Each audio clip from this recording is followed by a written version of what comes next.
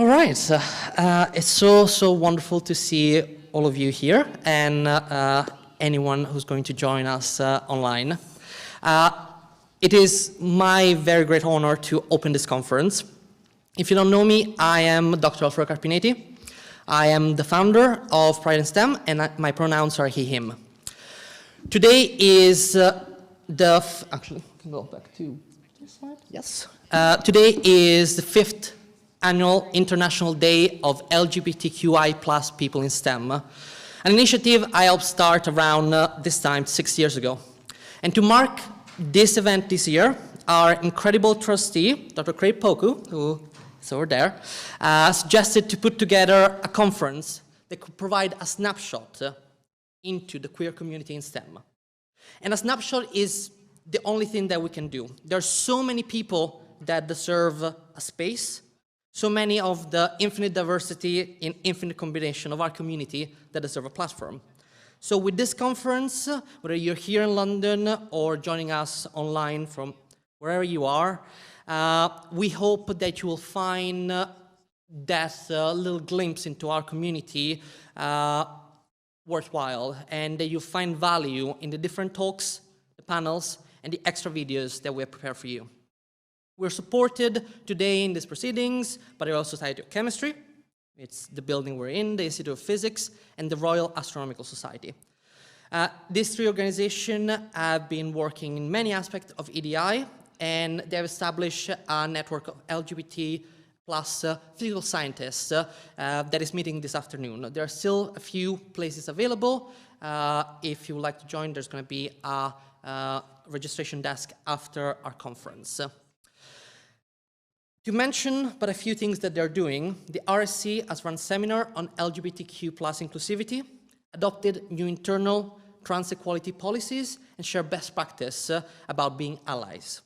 The IOP is running the Limitless campaign, which challenge our expectation of what a physicist look like.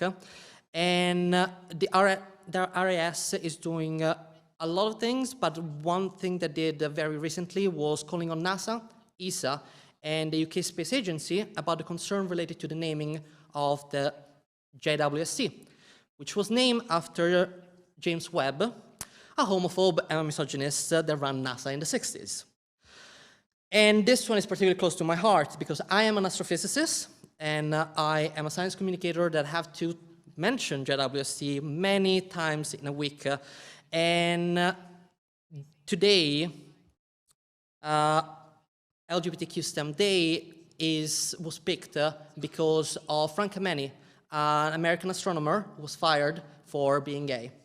And this date was particularly important in his battle in the Supreme Court to get justice. His battle started in 1960. Until 2020, it was still legal in the US to be fired for being LGBTQ. There is still a long way to go to change things. Since the inception of Pride in STEM 6 years ago, I have introduced 50 events across Europe, from the European Space Agency to little pubs in the UK. And I had the role of telling how bad things are. There are absolutely major challenge and major barriers for LGBTQ people in STEM, especially if they're people of color, if they're disabled, or gender diverse. We know we live in an unfair society, where meritocracy is something touted as fact when it's nothing but a fairy tale. Science is part of society, so those biases don't magically disappear when you walk into university, industry, and your labs. In general, LGBTQ people in STEM have worse career outcomes, they're valued less than their straight peers, and are given fewer opportunities. Work conditions contribute to worse health outcomes, in particular for trans people, and for queer Black women and women of color in general. Harassment in the workplace and ignorance of relevant issues for the community are not just common, they're the norm. Research done by the Royal Society of Chemistry, Institute of Physics, and Royal Astronomical Society, which is the little report that you can find on the table outside, has shown that in the UK, the situation is absolutely terrible. Many LGBTQ plus scientists consider leaving the workplace. 1 in 5 trans scientists consider leaving often. The level of harassment and toxicity is abysmal. And the fact that in 2022, we still need to state that harassment shouldn't be happening is even more abysmal. Is it laziness? Is it malice? Is it ignorance? I don't know why it seems that treating people with respect is such a difficult task to achieve in the workplace. When it comes to LGBTQ-specific issues, most of them literally boils down to, I like to work without discrimination. And yet, the powers to be seems that we have asked for the whole moon on a plate. So, change is necessary, and it is sorely late. As I said, I'm a physicist, so I am afraid that you're going to have to sit with a little physics lesson. But don't worry, just one topic, one single topic to learn. We're learning about inertia. Inertia is a property of matter, it makes sense, don't worry. It's a property of matter that states that an object will remain stationary or in uniform motion in a straight line unless its state is changed by an external force.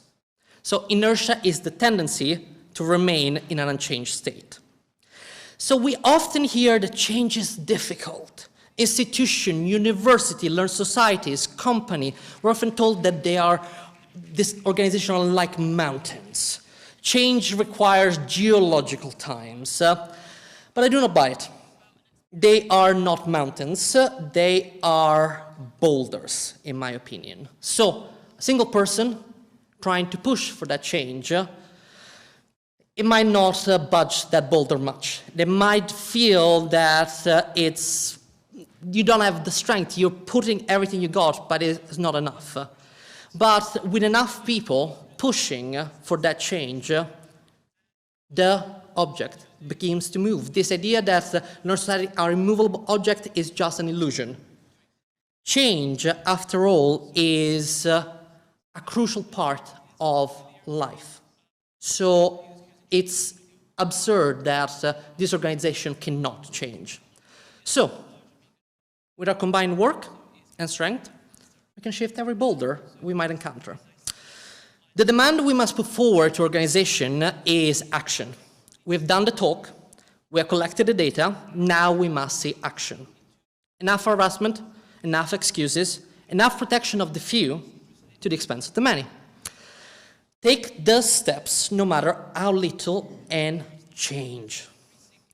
Solidarity and community work, which we're going to talk a lot about today, are the most important tools into reshaping this world, into a fairer one. But it starts with all of us combining our forces and pushing onto that boulder to overcome that inertia. And, physics lesson, remember the other aspect of inertia. Once in motion, it will continue to move.